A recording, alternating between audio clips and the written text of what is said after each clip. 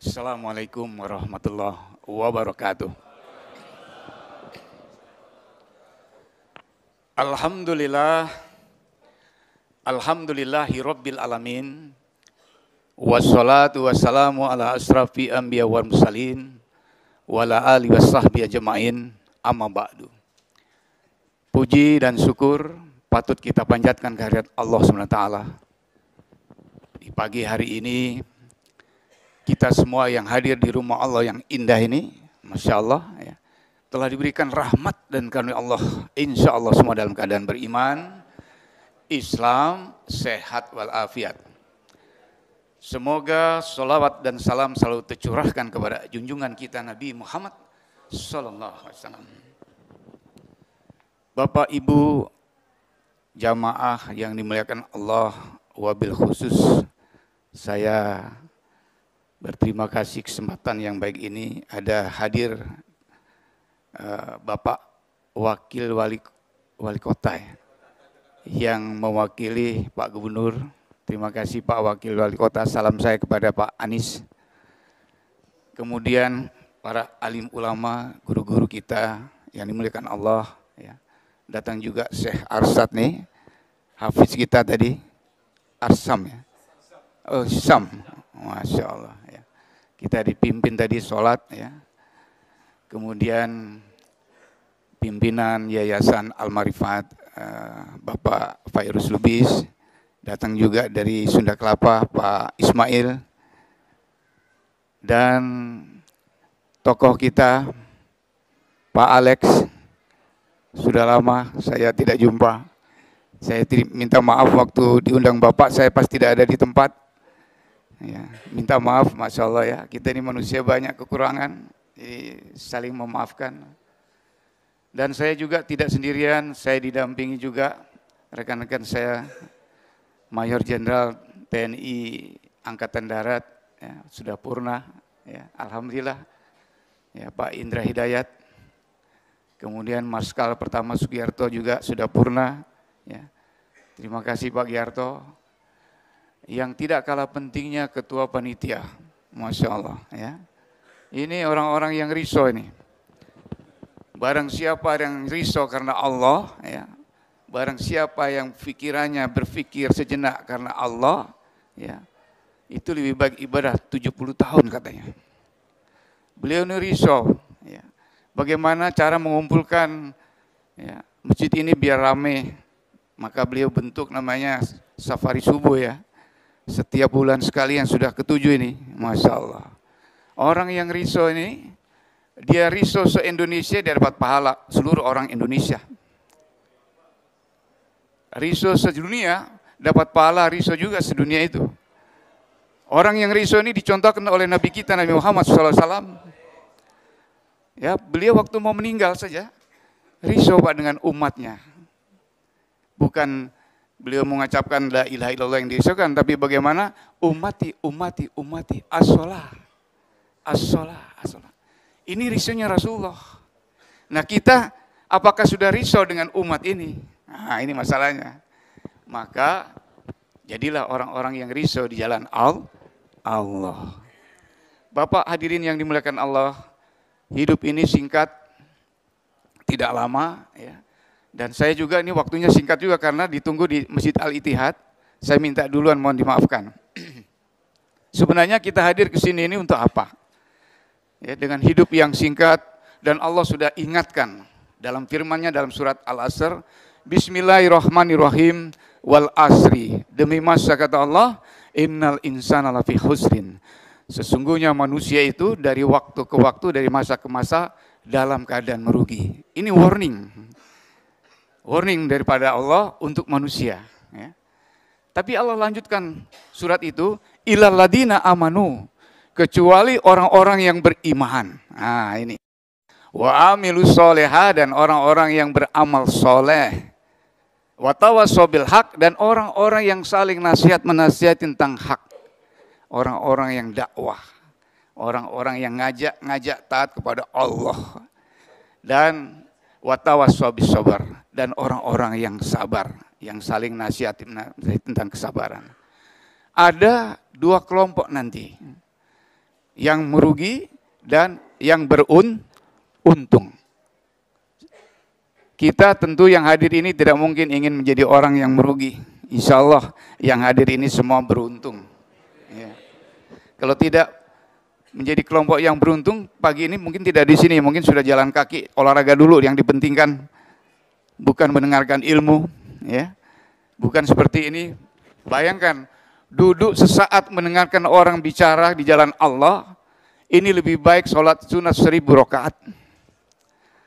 Siapa yang tidak mau kita sholat 23 rakaat, sholat masih pengen yang 8 rakaat itu, ya, sholat Ramadan itu apa? Taraweh. Nah, ini duduknya gratis, nggak bayar, nanti dikasih makan lagi. Masya Allah ya, tadi terima kasih yang mengeluarkan infak, Masya Allah ya. Nah, saya yakin kita semua ini ingin selamat dunia akhirat. Saya sendiri, polisi, dan sekarang sudah purna, juga tidak mau ingin masuk neraka. Untuk apa jadi jenderal? Ya, di dunia kita diberikan kekuasaan sama Allah, diberikan ya, macam-macam sama Allah, dikasih istri, anak dan sebagainya, dikawal terus kemana-mana ya. Tapi nanti mati nggak enak. Di dunia enak-enak terus. Pernah nggak kita mikirin mati enak? Hari ini kita makan enak, besok pikirin apalagi enak. Pernah nggak kita mikirin nanti mati enak? Karena banyak, ya Allah sudah ingatkan dengan contoh-contoh dalam Al-Quran, ya, bahwa kalau ingin bahagia dunia akhirat, ya sudah dicontohkan oleh Allah. Tidak ada cara lain, ya. Bahwa kalau ingin sempurna bahagia ini, amalkan agama. Jadi polisi, jadi tentara, TNI, ya. Kalau dia mengamalkan agama, maka insya Allah dia selamat dunia akhirat. Allah contohkan kaum Madian. Kaum Madian itu mengatakan kalau ingin bahagia, hidupkan pertanian. Dia hidupkan pertanian, perkebunan, dia hidupkan semua, dibikin irigasi yang bagus. Bahkan ceritanya di zaman itu, ya, orang itu membawa keranjang kosong masuk ke kebun itu, tanpa dipetik jatuh sendiri buahnya, langsung pulang penuh lagi. Ya, Masya Allah. Tapi apa? Mereka tidak beriman kepada Allah, maka Allah binasakan. Ya. Allah sudah jelaskan dalam Al-Quran, Allah binasakan. Ya. Kemudian kita lihat kaum Fir'aun, ya, begitu dahsyatnya mereka punya senjata yang hebat, prajurit yang banyak, kekuatan, tapi tidak beriman kepada Allah, Allah binasakan juga. Ini contoh-contoh sudah jelas di dalam Al-Quran, Pak. Saya sendiri takut, Pak. Kalau tidak takut, tidak mau begini-begini, mungkin saya masih mungkin sudah tidak seperti begini-begini. Takut nanti dihisap sama Allah, ya kan? Nah, maka saya kira, karena waktunya singkat, kalau ingin bertemu Allah, ya, ingin selamat dunia akhirat, berarti kita akan bertemu Allah. Bisakah kita ketemu Allah? Apakah ada orang yang bisa ketemu Allah? Nah, pertanyaan saya, apa sudah ada orang yang bertemu Allah? Ada yang bisa jawab? Ini pertanyaan jarang ditanyakan. Ada, Pak. Siapa yang bertemu Allah? Nabi kita, Nabi Muhammad Sallallahu Alaihi Wasallam, Masya Allah ya. Ya, ada Nabi Idris, ya, dijanjikan lihat surga, nggak mau balik lagi, ketemu Allah tapi nggak balik. Ya, Nabi Isa, ya, demikian juga ketemu Allah, nanti akan balik. Tapi yang dahsyat Nabi kita Nabi Muhammad SAW, ya, bisa ketemu Allah dan balik, Masya Allah. Maka tidak ada cara lain kalau kita ingin ketemu Allah, menjadi orang-orang yang selamat ini. Insya Allah kita mengikuti cara hidupnya Nabi kita Nabi Muhammad SAW. Jadi polisi harus mengikuti cara hidupnya, ya, hidupnya Nabi kita Nabi Muhammad SAW. Jadi TNI, ya, jadi apa saja, jadi dokter, jadi pengusaha, harus mengikuti cara hidupnya Nabi kita Nabi Muhammad SAW. Begitu Nabi ini tidur, bagaimana cara tidurnya Nabi? Ya, kita ikuti aja sunnah-sunnahnya Nabi. Nabi mulai tidur sampai beraktivitas, balik lagi mau tidur lagi, apa yang dilakukan? Coba ikutin aja, laksanakan sunnah-sunnah Nabi. Sehingga mungkin Bapak lihat ini dulu polisi kok sekarang pakainya kayak ulama. Ini ngikutin cara hidup Nabi. Rasulullah SAW kalau ingin sholat itu, Allah berfirman, sholatlah di rumahku dengan pakaian yang indah. Ternyata pakaian yang indah itu yang putih-putih. Ya. Tidak harus mahal dari sutra, tidak. Ya. Cukup dengan yang dari yang ini kayak apa nih? Biasa-biasa aja, murah ini. Ya, dibikin kayak jas gini. Ya. Katun, ya. Yang murah-murah tapi indah. Ternyata kalau saya berdiri dengan Pak Rijal masih pakai yang belang-belang, misalnya ada topi hitam. Coba lihat mana yang indah. Ya, pasti yang indah yang putih-putih. Betul kan? Barang siapa yang meniru-niru satu kelompok, nanti dia akan masuk kelompoknya. Kita mau niru kelompoknya siapa? Nah, mau ikut geng motor, nanti masuk kelompok geng motor. Ya. Mau ikut itu yang apa namanya, yang pakai anting-anting rambut dia itu, nanti masuk kelompok dia itu nanti. Nah, sekarang kita niru siapa? Niru Nabi saja dan para sahabat. Insya Allah kita bisa masuk kelompoknya Nabi kita, Nabi Muhammad. Nggak usah pakai teori-teori terlalu repot-repot, ya, sederhana saja. Ya. Nah, tadi saya katakan ilaladina amanu, ya. Kecuali orang-orang yang beriman ini akan beruntung. Wa amilus solihah. Iman ini penting, Pak. Coba kita lihat ya. Orang tua-tua kita dulu salah juga, ya. Ya, orang tua kita itu berusaha anaknya supaya hebat, ya, supaya sukses. Disekolahkan ke luar negeri sampai jual tanah, ya. Berapa banyak orang Betawi jual tanah untuk kemajuan anaknya, ya. Sekolah di luar negeri, pulang doktor, ya, S1, S2, S3, bahkan dapat profesor dan sebagainya. Tapi begitu pulang, ya, diajak sholat nggak mau. Bagaimana? Ternyata manusia ini yang dipikir cuman diisi otaknya sama perutnya. Dengan harapan kalau otaknya diisi ilmu mungkin nanti sukses. Ternyata salah. Ada satu rongga yang namanya dada. Jadi manusia itu ada 3 rongga yang harus diisi. Otak, dada, dan perut. Selama ini kita cuma isi otak, ya, dan perut. Dada enggak. Ternyata dada ini harus diisi dengan makanan-makanan rohani. Makanan-makanan rohani itu seperti sekarang ini Bapak duduk di sini ini sedang menikmati makanan rohani. Ya. Mengaji, sholat, ibadah, semua amal sholat ini merupakan makanan-makanan rohani. Nah, kalau ini sudah diisi, insya Allah iman akan baik. Ya. Punya ilmu banyak, ya, tapi dia bisa mengamalkannya. Ya. Diajak sholat pun mau, insya Allah, seperti Bapak-Bapak. Bapak-bapak ini Masya Allah, ini pilihan Allah Pak, tidak semua orang bisa hadir di sini. Ya, masih banyak mereka mementingkan, ya, kalau kita lihat kenyataan, pagi-pagi biasa orang olahraga. Ya. Olahraga itu juga dicontohkan oleh kaum yang kuat itu, ya. Apa, kaum Samud kalau salah, kaum Ad, ya. Dia bilang kalau ingin bahagia di dunia ini, ya, di akhirat di dunia ini, maka bikin kesehatan yang bagus. Ya. Kaum Ad, ya. Mereka tubuhnya kuat-kuat, besar-besar. Bahkan nyabut pohon pun bisa. Tapi dia tidak beriman kepada Allah, maka Allah binasakan, ya, dengan halilintar, ya, di apa ajab sama Allah. Nah, maka kita pun hati-hati Pak, hidup di dunia ini jangan sampai lalai. Nah, ingat tadi surat Al-Asr, ya, wal asri, demi masa. Apa benar manusia dari waktu ke waktu merugi? Benar Pak. Benar Pak. Banyak sekali ya kalau kita razia seperti di Jeddah, saya pernah di haji, hampir di Jeddah, ya. Pas sholat asar, nah, saya kan sudah pulang ini sudah di jamak, jadi nggak sholat asar. Dikasih kesempatan untuk belanja di salah satu toko. Kebetulan pas adzan asar, yang punya toko lari-lari cepat tutup pintu, kita di dalam.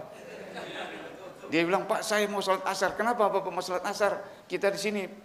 Bapak kan sudah jamak, nggak apa-apa. Bapak di sini nanti kalau datang polisi, ya tak? Bilang aja Bapak sudah sholat asar, sedang menunggu di Jeddah untuk persiapan berangkat ke Indonesia. Nah saya mau sholat dulu katanya. Benar Pak, polisi kontrol datang. Sekarang kalau kegiatan seperti itu diterapkan di sini, polisi suruh rahasia, banyak sekali tangkapan yang nggak sholat subuh. Berapa mobil ditangkap banyak sekali. Nah, itulah Pak. Nah itulah.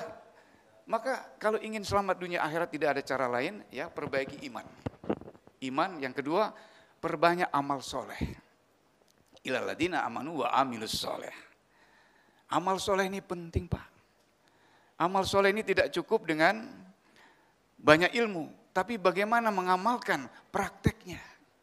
Nanti yang ditanya bukan bagaimana dalilnya sholat, bukan. Bagaimana caranya sholat, tapi yang ditanya bagaimana amal sholatmu, kualitas sholatmu, kuantitas sholatmu. Yang ditanya itu Pak, kualitas dan kuantitasnya. Nah, watawasobil hak, ingat mengingatkan nasihat tentang hak. Ini jarang sekarang dilakukan sama orang takut ya. Kalau mengingatkan nanti kita dibilang sok alim, malah kita diusir dan sebagainya, dibilang sok pinter lah dan sebagainya. Padahal ini kewajiban. Dakwah ini penting Pak ya. Dan amalan dakwah ini amalan yang paling besar. Amalan dakwah ini bisa menghapuskan dosa-dosa kita Pak. Kita lihat Umar bin Khattab, sahabat Rasulullah SAW. Sebelum masuk Islam ya, itu orang yang paling ya dianggap apa ya? Saya tidak, masa lalunya kita tidak usah ini, tapi yang jelas setelah dia masuk Islam, dia berdakwah membantu Rasulullah SAW, ya, maka semua dosa-dosanya diganti dengan pahala-pahala. Dosa-dosanya berguguran diganti dengan pahala-pahala, dan dia termasuk 10 sahabat yang dijamin masuk surga Pak. Maka bapak-bapak ini kalau mau berdakwah, dosa apapun insya Allah diruntuhkan sama Allah, diganti dengan pahala, dijamin masuk surga. Sekarang berani nggak dakwah? Berani dong ya. Dakwah ini cuma ngajak kok. Kalau ceramah seperti ini memang perlu ilmu, harus belajar dulu. Nah, saya juga di sini bicara itu karena pengalaman jadi polisi. Kalau nggak ada pengalaman jadi polisi mungkin suruh bicara gemetar juga. Tapi kalau dakwah cuma ngajak Pak, ya dakwah ngajak saja. Assalamualaikum dengan lemah lembut. Allah perintahkan Nabi Musa untuk mendakwai Fir'aun yang keras itu dengan lemah lembut. Maka kita kalau dakwah dengan keras, jelas orang marah, orang sakit hati. Ini manusia ini ingkar Pak. Allah sudah jelaskan dalam Al-Quran, sifat ingkar. Kalau dikasih tahu yang hak, ngeyel, nggak mau nerima. Padahal itu yang hak. Ya. Sehingga banyak orang ingkar. Ya. Banyak orang tidak mau beriman kepada Allah. Ya. Nah, dakwah penting Pak, lakukan dakwah. Kita lihat contoh Bilal. Bilal seorang budak yang hina, ya tak? Tapi begitu masuk Islam, dakwah, terompahnya sudah ada di surga. Maka dakwah ini Pak, lakukan Pak. Sayang Pak, nanti yang ditanya itu mana multi level marketing pahalamu ini. Ya. Kalau saya hari ini mengajak, katakanlah dulu di masjid apa namanya ini, Ahmad Yani cuman 5 saf, ya. Habis sholat dikumpulin sama ketua DKM, musyawarah dulu. Nah, kenapa hari-hari kok cuma 5 saf, padahal ini masih banyak. Ayo besok dakwah, 1 orang bawa hasil 1 dakwah, 1 orang. Maka 5 saf ini besok menjadi 10 saf. Sebentar Pak, 10 saf musyawarah lagi, rapat lagi. Bagaimana? Kita makmurkan lagi. Besok bawa 1 lagi ya? Iya. Komitmen, besok menjadi berapa? 20 saf. Masya Allah. Dalam 3 hari sudah penuh Pak makmur. Kenapa masjid-masjid kosong ini? Karena nggak ada yang ngajak-ngajak. Nggak ada yang dakwah. Tawasobil haknya nggak ada. Ah ini masalahnya. Maaf ini saya bukan ulama, cuman beri motivasi Pak. Jadi kalau ulama apa dalilnya banyak, kita yang singkat-singkat aja lah ya. Minta maaf kalau ada kekurangan para alim ulama, tolong saya juga dibimbing, ya saya lagi belajar. Nah, terakhir sabar. Sabar ini penting Pak. Ternyata sifat sabar ini nggak akan ada kalau dia tidak satu, rendah hati. Kita ini hari-hari sholat, sujud, ruku, ini maksudnya supaya rendah hati, tapi habis sholat masih tinggi diri. Betul nggak Pak? Sehingga yang terjadi apa? Saling menyalahkan terus. Nggak ada rasa kasih sayang lagi. Bismillahirrahmanirrahim mana? Karena sombong tadi. Hati-hati, kita diuji ini setan dan iblis musuh kita selalu membuat kita jadi Orang diuji sombong dengan pangkatnya. Ya. Seperti saya ini Pak, dikasih Allah ujian dengan pangkat, sombong dengan jenderalnya ini. Ya, hati-hati. Kalau sudah pangkat jenderal, jangan merasa jenderal. Ya, merasa fakir miskin, fakir aja. Ya, insya Allah ya. Orang dikasih ilmu, sombong juga dengan ilmunya. Orang dikasih amal banyak-banyak, juga sombong dengan amalnya. Jadi mau masuk surga pun kalau masih ada sombong, walaupun amalnya banyak, nggak bisa. sedikit saja ujub, sombong, nggak bisa masuk surga katanya. Nah ini. Nah maka itu Pak, sabar inilah orang-orang yang rendah hati. Ya. Orang-orang yang sabar, ikhlas. Ya. Kita lihat, Allah bertanya kepada Nabi Musa alaihissalam, hai Musa, kenapa aku mau bicara denganmu? Ya. Nabi yang bisa bicara dengan Allah ini Nabi Musa Pak, maka dia disebut kalimat Allah, kalam Allah. Ya. Kata Musa, ya Allah aku nggak tahu, yang tahu hanya engkau. Maka Allah katakan, hai Musa, setelah aku melihat hati-hati hambaku, ternyata hatimu yang paling rendah hati, maka aku mau bicara denganmu. Pertanyaan kita semua ini ketemu Allah. Sudah rendah hati belum? Rendahkan hati kita insya Allah ya. Insya Allah semua yang hadir ini akan paham dan bisa merendahkan dirinya dengan hati yang rendah. Maka Allah akan sayang sama orang-orang yang rendah hati ini. Maka orang-orang yang rendah hati, orang-orang yang bersabar. Orang yang bersabar ini bersama Allah. Kemana-mana bersama Allah. Dan orang yang sabar ini selalu menang Pak. Paham? Ini ya. Kita lihat satu lagi. Ya, saya kasih contoh. Allah bertanya kepada Nabi Ibrahim, hei Ibrahim engkau siapa? Kata Ibrahim, aku Khalilullah. Aku kasih sayangmu, kata Nabi Ibrahim. Memang benar Nabi Ibrahim kasih sayangnya Allah, enggak salah. Nanya lagi kepada Nabi Musa, hei Musa engkau siapa? Nabi Musa mengatakan, aku kalam Allah. Kalimat Allah. Masya Allah, hebat-hebat Pak ya. Nanya lagi kepada Nabi Isa, hei Isa engkau siapa? Kata Isa, aku Rohul Allah. Subhanallah. Satu rohul, satu kalimat Allah, satu Khalilullah. Bagaimana dengan Nabi kita Nabi Muhammad SAW? Ya. Setelah Allah bertanya, hai Muhammad, sesungguhnya engkau siapa? Apa yang dijawab oleh Nabi kita Nabi Muhammad SAW? Ya Allah, sesungguhnya aku hanya seorang anak yatim. Betapa rendahnya. Maka Allah mau bertemu langsung dan mau bicara langsung. Maka belum ada Nabi yang seperti itu, ya, kecuali Nabi kita Nabi Muhammad SAW. Maka kita beruntung menjadi umatnya Rasulullah SAW. Insya Allah kalau kita selalu merendahkan diri, merendahkan hati, bisa menerima keburukan orang lain, bisa memaafkan keburukan orang lain. Ya. Yang biasa dihormati, suatu saat nggak dihormati, nggak marah, ya, nggak tersinggung. Nah inilah akhlak yang ada di Nabi kita Nabi Muhammad SAW. Uswatun hasanah ada di Nabi kita. Maka insya Allah kalau ingin bertemu Allah, jaga itu, jangan tinggi diri. Rendahkan hati kita seperti hatinya Nabi kita Nabi Muhammad SAW. Saya kira itu mudah-mudahan bermanfaat buat kita. Sekali lagi saya mohon maaf kalau ada kekurangan. Yang baik-baik itu dari Allah, yang salah-salah dari saya, yang lemah mohon dimaafkan. Demikian lebih dan kurang yang mohon dimaafkan. Subhanallah walhamdulillah. Asyhadu an la ilaha illa anta astaghfiruka wa atubu ilaik. Wassalamualaikum warahmatullahi wabarakatuh.